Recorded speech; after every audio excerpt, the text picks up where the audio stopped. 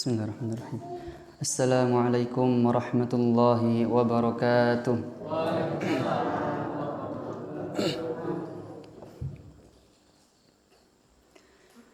A'udzu billahi minasy syaithanir rajim. Bismillahirrahmanirrahim. يا أيها الذين آمنوا اتقوا الله ولتنظر نفس ما قدمت لغد واتقوا الله إن الله خبير بما تعملون ولا تكونوا كالذين نسوا الله فأنساهم أنفسهم أولئك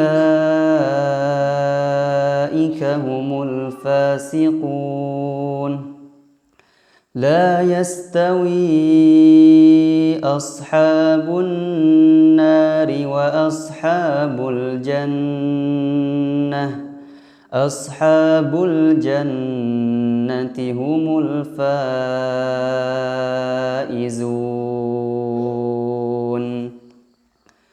لو أنزلنا هذا القرآن على جبل لرأيته خاشعا متصدعا من خشية الله وتلك الأمثال نضربها للناس لعلهم يتفكرون هو الله الذي لا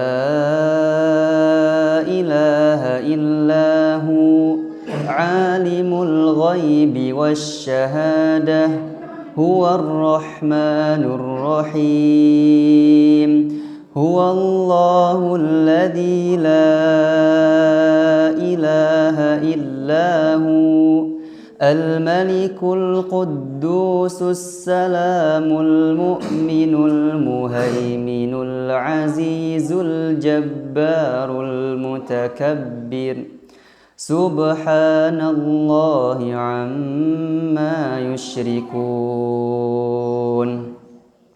هو الله الخالق البارئ المصور له الأسماء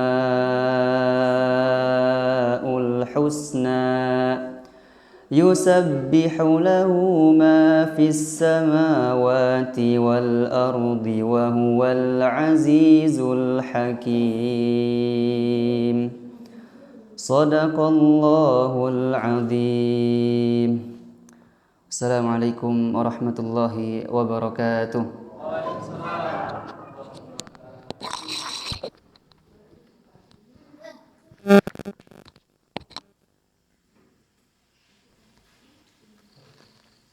Assalamualaikum warahmatullahi wabarakatuh. Alhamdulillahi rabbil alamin. Wassalatu wassalamu ala sayyidil mursalin wa ala alihi wa sahbihi ajma'in. Qala Allah subhanahu wa ta'ala fil Qur'an karim. Wa hadha kitabun anzalnahu mubarakun musaddiqul ladzi bayna yadayhi. وقال في آية أخرى وقال وهذا كتاب أنزلناه مبارك ليدبروا آياته وليتذكروا الألباب. Ma'asyiral muslimin, jamaah salat maghrib yang semoga Allah subhanahu wa ta'ala senantiasa merahmati, membimbing dan melindunginya. Alhamdulillah, segala puji bagi Allah kita panjatkan, rasa syukur selalu kita tunaikan karena nikmat-nikmat begitu banyak kita rasakan dalam kehidupan ini. Nikmat sehat, Islam, iman, keluarga, nikmat kajian, Nikmat yang besar yang mungkin kita jarang sadar adalah nikmat diturunkannya Al-Quran. Nikmat Al-Quran. Bapak-bapak, ibu-ibu, Al-Quran diturunkan itu nikmat atau mboten? Kenapa nikmat?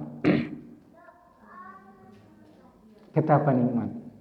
Karena Al-Quran itu menjadi pedoman untuk kehidupan kita agar kita bisa jalan di atas jalan yang lurus, agar kita tidak terbawa terombang-ambing pada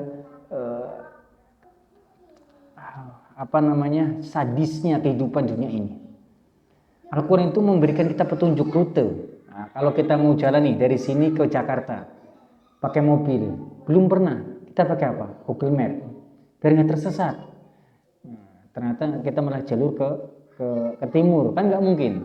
Nah, karena Jakarta ke barat.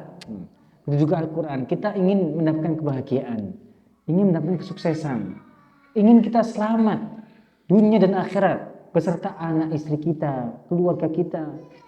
Apa yang bisa mengantarkan kepada kita? Apa denah? Peta yang bisa memberikan pengetahuan kepada kita biar kita tahu tempat ini loh, ini itu Al-Quran Karim. Makanya Allah mengatakan inna hadzal Quran yahdi lillati hi aqwam.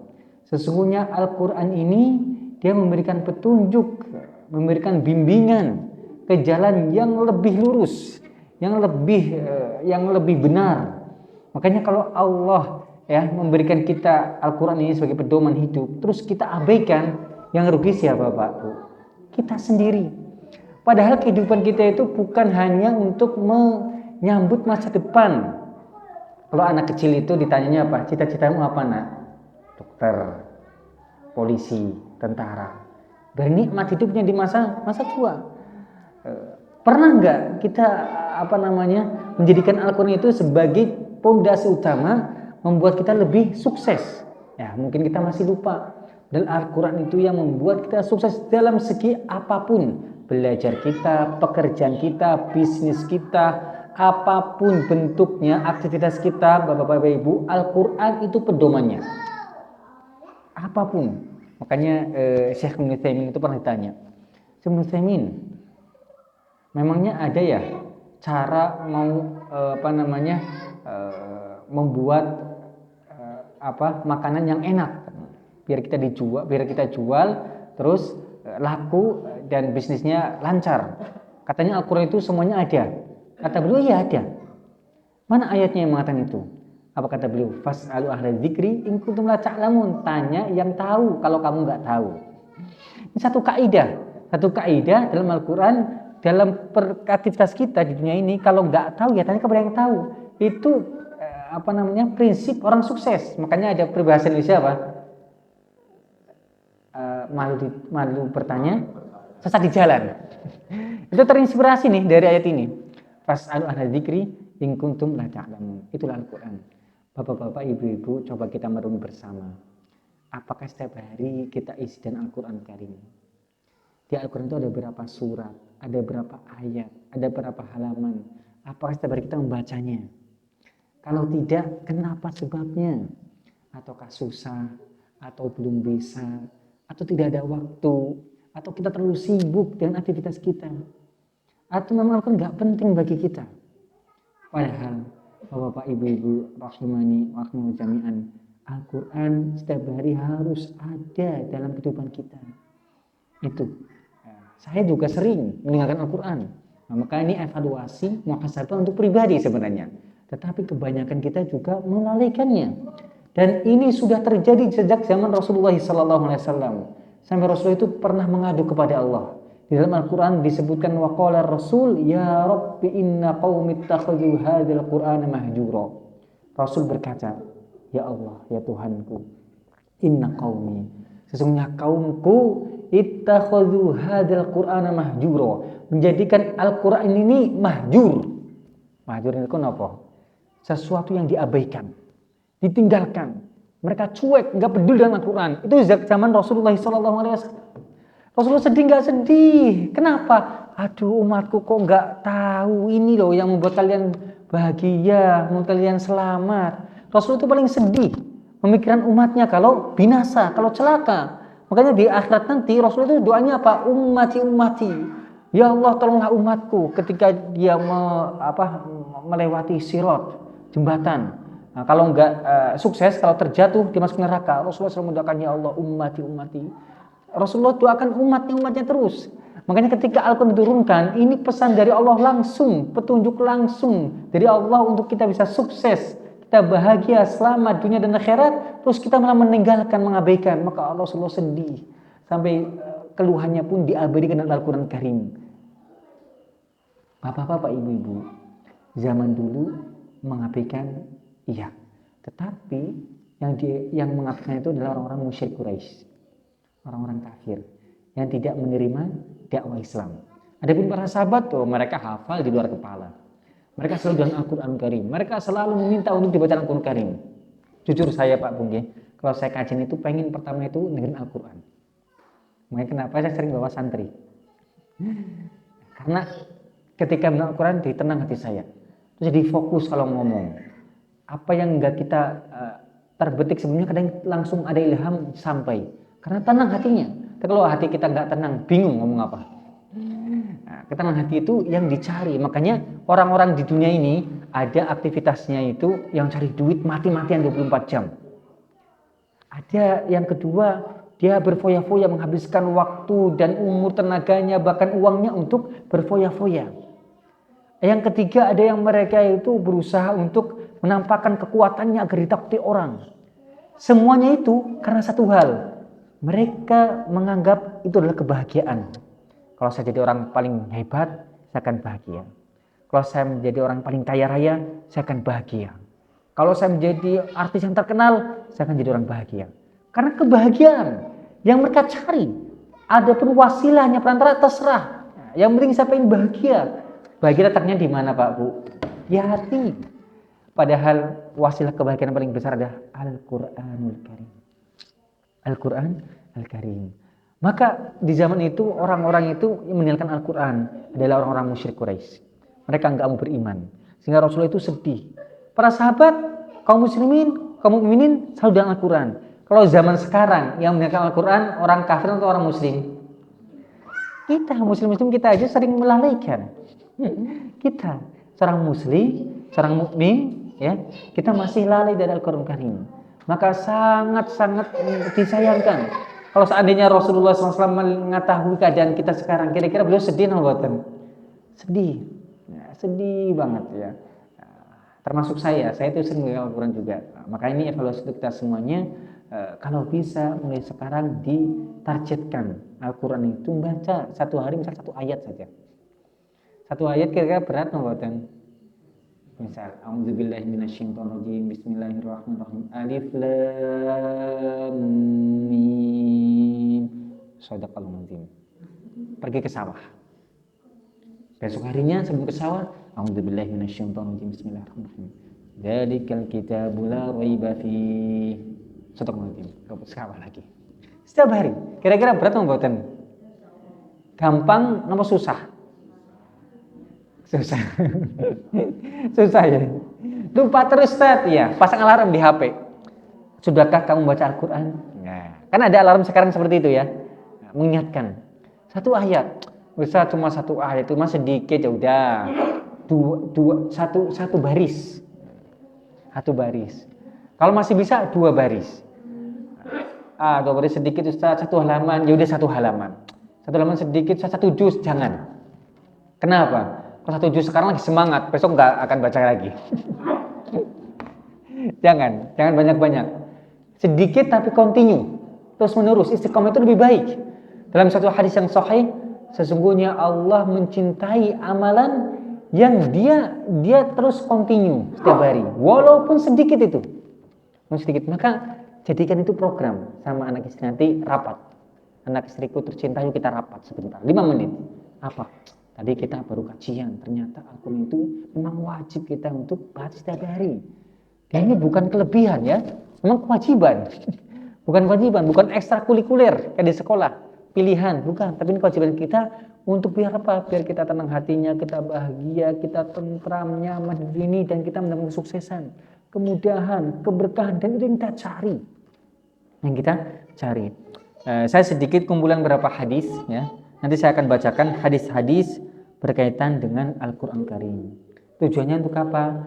Biar mengingatkan kita, memotivasi kita untuk selalu bersama Al-Quran. Tapi sebelum membaca di situ, coba bayangkan Pak Bu, analoginya seperti ini. Kita pernah muda, nggih? Pernah jatuh cinta mboten? Pernah. Kalau kita mendapatkan surat cinta dari calon suami kita, calon istri kita, senang nggak kira-kira? Senang, diambil suratnya, dijaga, dibaca. Tulisannya nggak jelas, nggak paham. Tanya langsung, ini maksudnya apa ya? Saya pengen tahu apa yang ditulis oleh kekasihku, apa yang diinginkan oleh kekasihku. Saya pengen paham semua yang ditorehkan perasaan di kertas ini. Betul nggak, Batin? Betul. Kalau udah dibaca dijaga, jangan sampai dia rusak. Karena dari sesama kekasih. Dan Al-Quran ini perkataan siapa? Allah Subhanahu Wa Taala, firman-Nya Allah. Allah memberikan pesan untuk umat manusia, makhluknya Allah Subhanahu Wa Taala lewat malaikat Jibril. Malaikat Jibril sampaikan kepada Nabi Muhammad SAW, Nabi Muhammad kepada umatnya. Sehingga kita minimal kalau nggak paham baca terus dulu. Kita seakan-akan itu lagi diajak berdialog dengan Allah Subhanahu Wa Taala. Dan Al-Quran itu ajib, luar biasa. Selama kita baca Quran Pak Bu, pastikan akan ada perbedaan dalam kehidupan kita dari kebaikan. Semakin banyak pula perubahannya.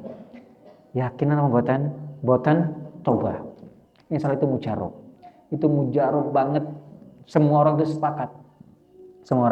sepakat. Maka Quran firman-Nya Allah Subhanahu Wa Taala langsung, bukan perkataan Nabi Muhammad yang ditulis dengan bahasa Arab, enggak. Itu perkataan Allah langsung. Jadi Allah berfirman.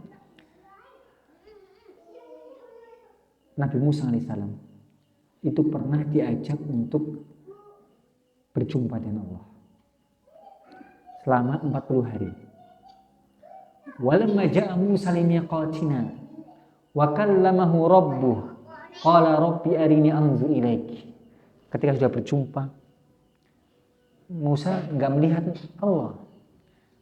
Terus sudah diajak ngobrol sama Allah, diajak berbicara. Nabi Musa semakin pengen melihat Allah SWT. Karena saking cintanya kepada Allah Subhanahu Wa Taala, dia pun mengatakan, arini anzur ilaik. Ya Allah, perlihatkan kepada aku kebesaran-Mu, biar aku bisa melihat langsung. Ini karena seorang nabi dan rasul itu sangat cinta kepada Allah. Kalau mereka ditawarin mau meninggal atau mau hidup terus, pasti meninggal. Kenapa? Pengen berjumpa dengan Allah Subhanahu Wa Taala. Bagaimana tidak? Setiap hari kita sujud, kita berdoa, bersimpuh, menangis, merengek kepada zat yang tidak pernah kita lihat.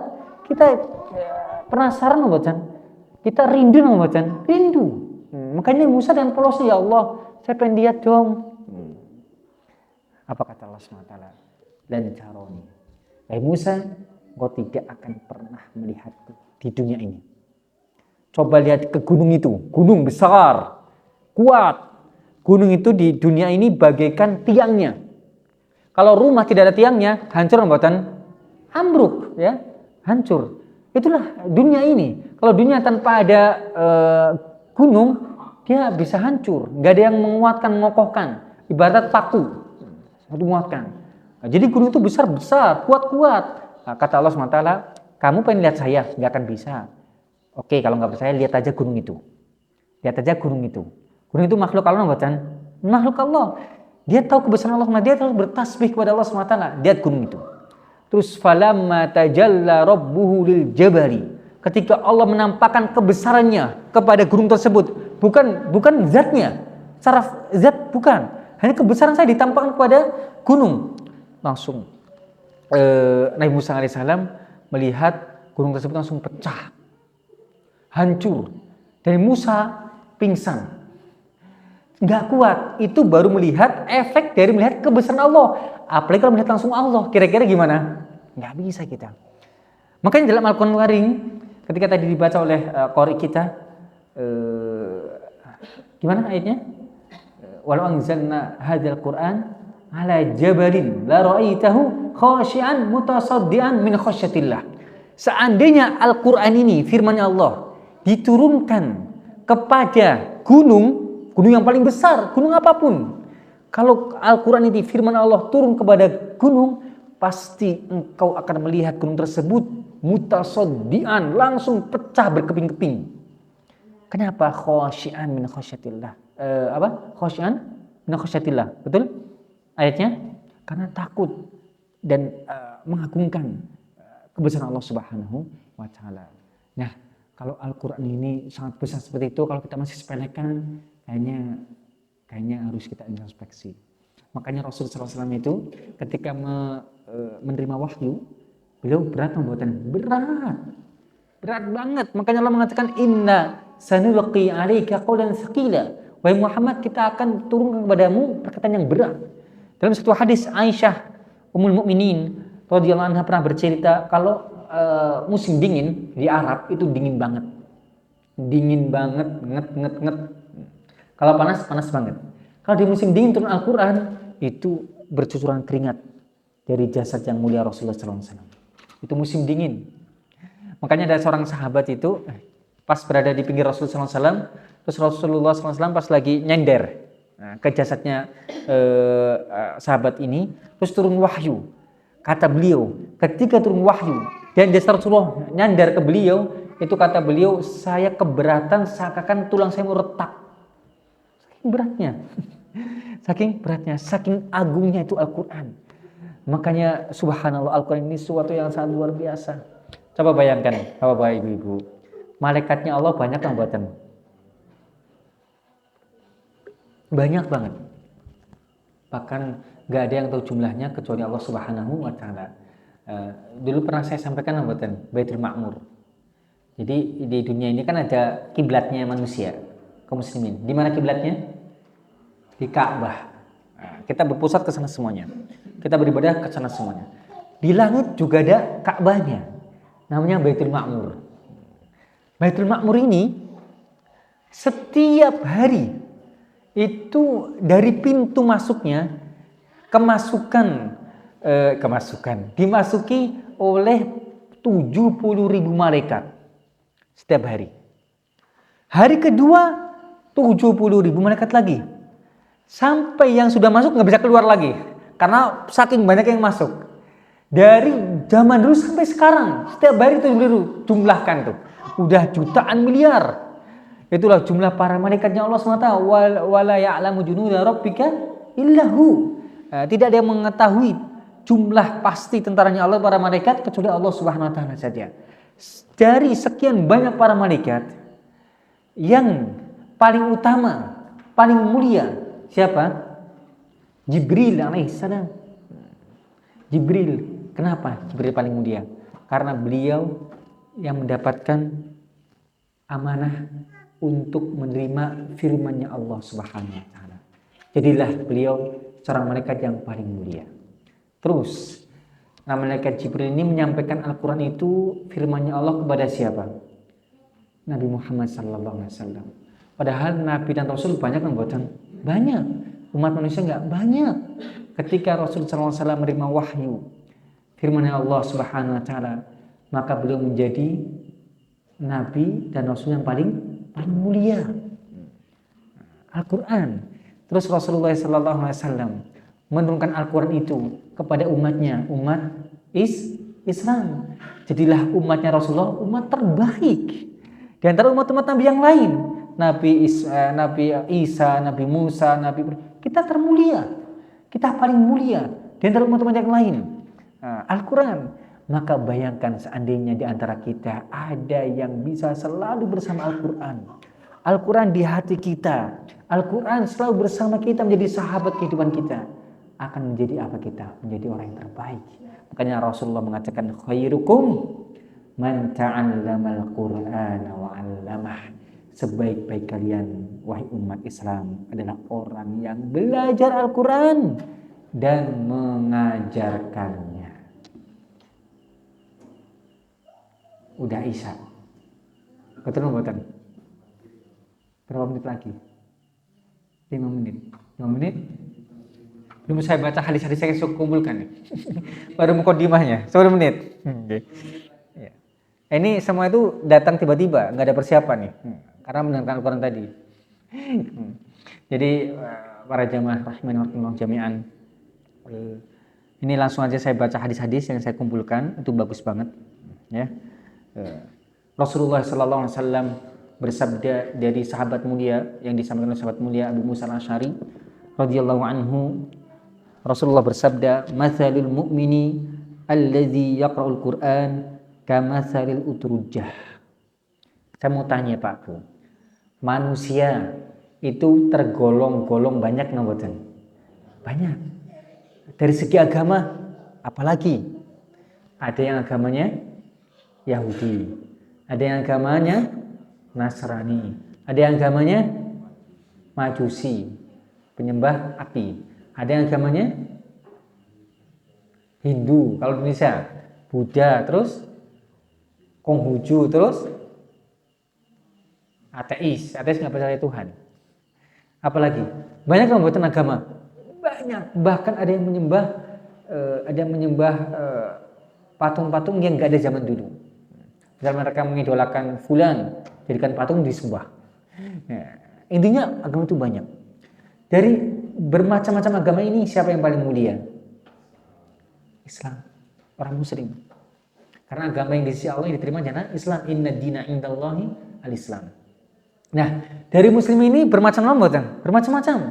Ada yang Muslim, ada yang mukmin, ya kan? Ada yang munafik.